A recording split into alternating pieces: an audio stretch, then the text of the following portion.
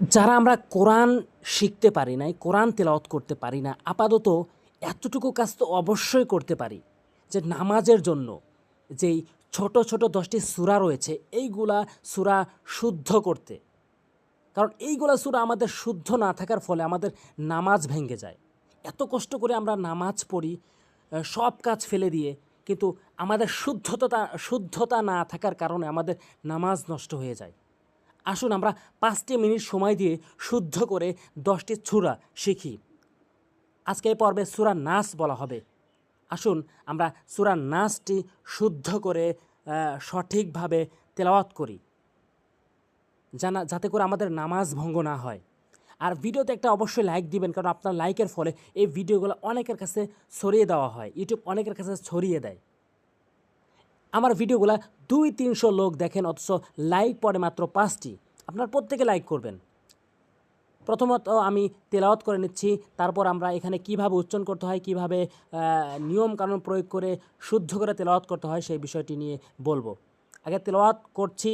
যদি তেলাওয়াত শুনে কারো লাইক দেওয়ার আমি লাইক পাওয়ার যোগ্য হলে অবশ্যই একটু লাইক করবেন।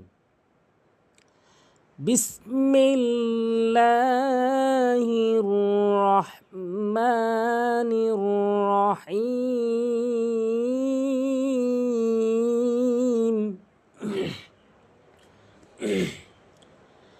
إذا جاء نصر الله والفتح ورأيت الناس يدخلون في دين الله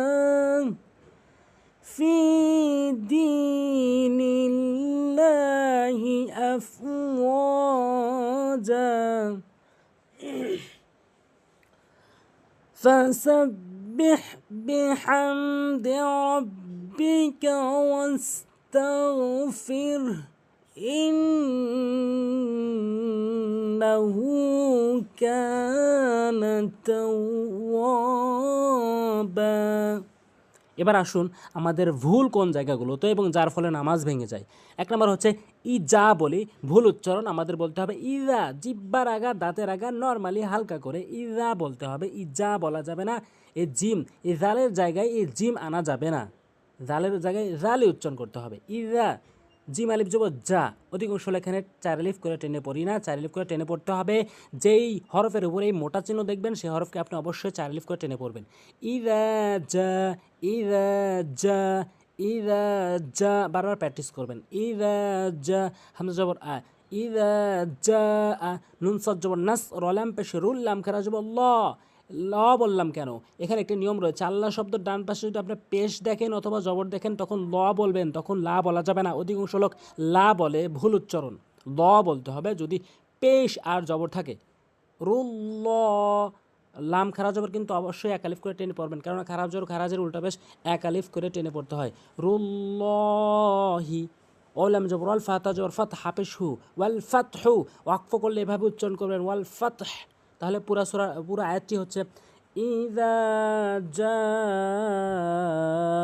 নাসরুল্লাহি ওয়াল ফাতহ, ইযা জাআ নাসরুল্লাহি ওয়াল ফাতহ। এরপরে দ্বিতীয় আয়াত, এখানে 2টি ভুল ছিল, অবশ্যই মনে রাখবেন। অ জবর ওয়া, র জবর র, ওয়ার হামজা ইয়া জবর এই, তানুন জবর তান, ওয়াজিব গুন্না। এই গুন্নাটি অধিকাংশ লোক করি না। মিমে বা নুনে, মিমে বা নুনে যদি কখনো আমরা এই কালাওয়ালা চিহ্নটি দেখি তাহলে অবশ্যই আমরা নাকের ভিতরে নিয়ে আওয়াজ করব তান। আর যেখানে এই গুন্না, যেখানে টান, সেখানে সুর দেওয়ার সুযোগ রয়েছে। ওয়ারাআইতান নাসা, নুন লিফ জবর না, অবশ্যই 1 লিফ টানবেন, কেননা জবরের পরে খালি লিফ আসছে না। সিন জবর সা দ্রুত পড়তে হবে হরকতের কারণে। ওয়ারাআইতান নাসা, নাসা, ইয়াদাল জবর ইয়াদে। এটা অধিকাংশ লোক, 95% লোকের ভুল হয়। এখানে বলে ইয়াদো, ইয়াদো বলে, এখানে বলতে হবে ইয়াদে, কেননা কলকল হরফ 5টি। এই 5টি হরফের ভিতরে 3টি হরফ রয়েছে নিচের দিকে সাউন্ড, বাজিম, বাজিম কফ তদাল। কফ আর ত হচ্ছে উপরের দিকে সাউন্ড, আর বা জিম দাল হচ্ছে নিচের দিকে সাউন্ড। এখানে দাল রয়েছে, কিভাবে সাউন্ড করে? ইয়াদে, এদো বলা যাবে না, অধিকাংশ লোক এদো বলে, ভুল করে, এদে বলতে হবে সঠিক উচ্চারণ। খবেশ খু, লাম অবশ্যই লু, খুলু, এদে খুলু, নুন জবর না, এদে খুলু না, ফায়াজির ফি, দালেজির দি। এখানে সবচেয়ে বেশি যেই ভুলটি করি সেটা হচ্ছে একটি টান দিলেও আর একটি টান দিই না, এখানে উভয়টি টান হবে একালিফ করে, ফি দি, ফি দি, এভাবে ইয়াদখুলুনা ফি দি।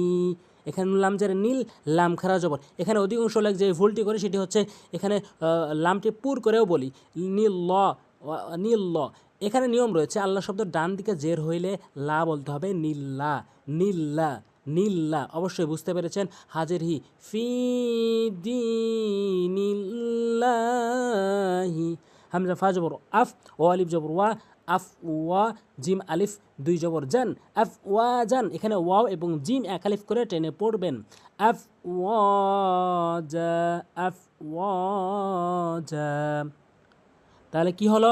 ওয়ারাআইতান নাসা ইয়াদখুলুনা ফি দীনিল্লাহি আফওয়াজা। এভাবে পড়বেন। বাজবর ফাসিন, বাজবর সাব, বা হাজরে বিহ। অনেকেই যে ভুলটি করে সেটা হচ্ছে বিহ বলে, বা বিহ বলতে হবে, কারণ হাটি হলকের মাঝখান থেকে উচ্চারণ হয়। বাজরে বি, হামিম জবর হাম, এটি হলকের মাঝখান থেকে উচ্চারণ করবেন। বিহাম, দাল জেরে দি, বিহামদি, রবা জবর রব, বাজরে বি, কাপ জবর কা, রব্বিকা, বিহামদি রব্বিকা। ওসিন জবর ওয়াস্তা, গইন জবর তাগ, ফারজরে ফির, হা পেশু, ওয়াস্তাগফিরহু, ওয়াস্তাগফিরহু, এভাবে উচ্চারণ করবেন। ফাসাব্বিহ, ফাসাব্বিহ না বলে ফাসাব্বিহ বিহামদি রাব্বিকা ওয়াস্তাগফির। এরপরে অনেকে যেটি ভুল করে, এখানে গুন্না করে না, ওয়াজিব গুন্না করে না। ওয়াজিব গুন্না হচ্ছে মিমে বা নুনে তাসদীদ, এই কালা চিহ্নটি জবরপুর থাকবে। মিমে বা নুনে যদি এই কালা চিহ্নটি থাকে, সেই নুনকে এবং মিমকে ওয়াজিব গুন্না করবেন, নাকের ভিতর নিয়ে গুনগুন আওয়াজ করবেন।